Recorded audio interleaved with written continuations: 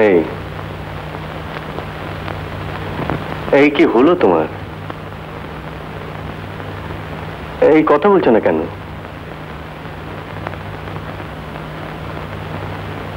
এই কি তুমি কাঁদছো? এই আমি কি করলাম? কেন এমন দুর্বল হয়ে পড়লাম? আমরা তো অন্যায় কিছু করিনি বিপাশা। কিন্তু এর যে কোনো পরিণতি নেই। এক মুহূর্তের ভুলের জন্য আমাকে সারা জীবন অনুশোচনার আগুনে জ্বলতে হবে। কেন পরিণতি থাকবে না কেন? আর তাছাড়া অনুশোচনা হবে কিসের জন্য? আমি তো তোমাকে বিয়ে করব। বিয়ে? বিয়ে করবে আমাকে? হ্যাঁ।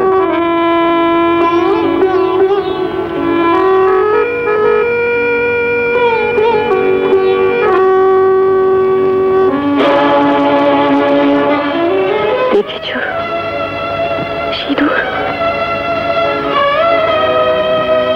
বিপাশা। হ্যাঁ আনন্দ, আমি বিবাহিতা। এতদিন জানাওনি তো?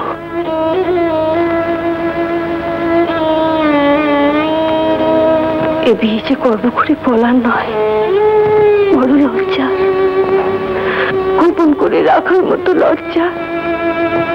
লজ্জার? না না, আমি এত সহজে হার মানতে রাজি নই। তুমি আমাকে সব খুলে বলো বিপাশা, এখন আমার সব জানা দরকার। বিয়েটা হঠাৎই একদিন ঠিক হয়ে গেল। এমন ভালো সম্বন্ধ কটা মেয়ের ভাগ্যে জোটে। তবু আরেকবার ভালো করে ভেবে দেখা দরকার, জানো আগের বউকে আত্মহত্যা করেছিল। তাতে বরের দোষ জানলে কি করে? মেয়েটারও তো দোষ থাকে।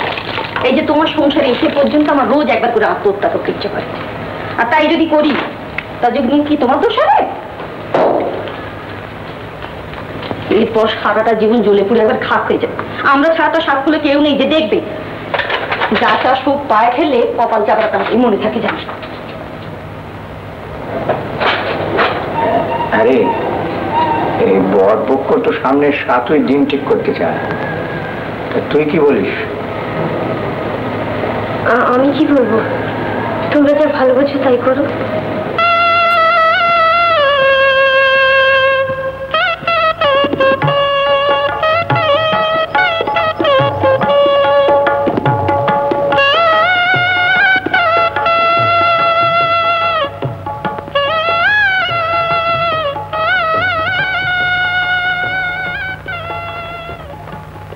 শোনো, ছবিটা পাল্টে দিচ্ছ কেন? আগে বাবু আগেই তুলে নিতে বলেছিলেন, পাল্টে দেওয়া হয়নি বলে আজ সকালে ভীষণ রাগারাগি করেছেন, তাই তুলে নিয়ে যাচ্ছি। ও আচ্ছা, বাবু যখন বলেছেন তখন ঠিক আছে। তুমি বরং দুটো ছবি পাশাপাশি রেখে দাও। হ্যাঁ। না,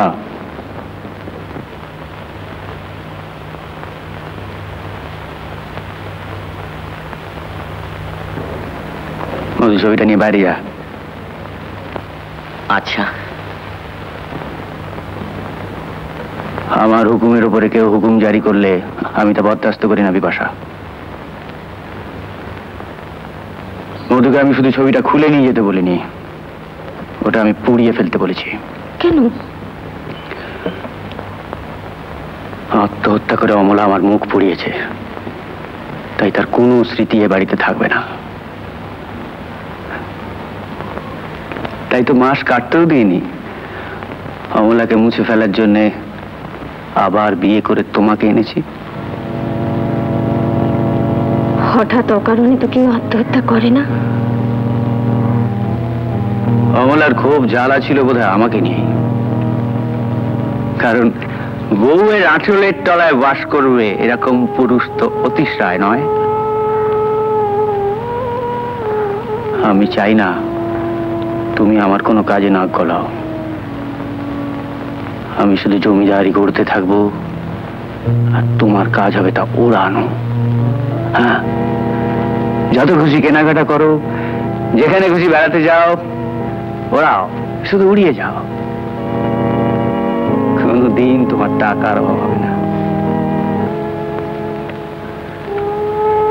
জমিদারি করতে থাকবে? ঠিক বুঝলাম না তো। আমাদের 14 পুরুষ জমিদার ছিল।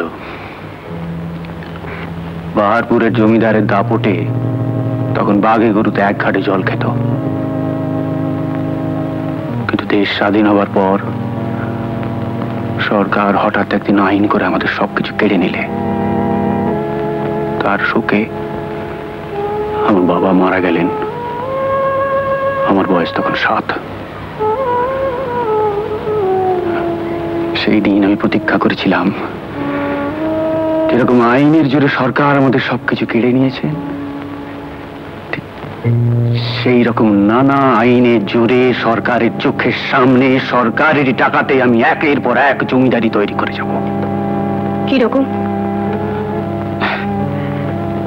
এখন ওই 7-7টা কোম্পানির মালিক, যার মাল সরকার পয়সা দিয়ে কিনছে। সরকারের কোটি কোটি টাকা এখন আমারই হাটের মধ্যে দিয়ে হিসেবের বাইরে চলে যাচ্ছে। ওসবের মধ্যে না গিয়ে তুমি শুধু খরচা করে যাও and try to be happy. ওকে? তোমার ওই বাড়ানো জমিদারিটাই শুধু ভোগ করে যাব, আর কিছু চাও না তুমি আমার কাছে?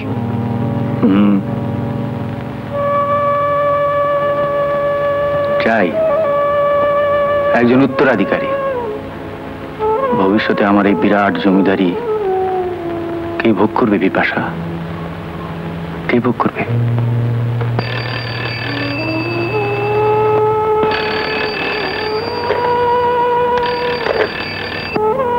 হ্যালো, রয় স্পিকিং। আচ্ছা, হ্যাঁ আমি এখনই আসছি। হ্যাঁ আমি আসছি। একটা জরুরি কাজ রয়েছে, পরে কথা হবে।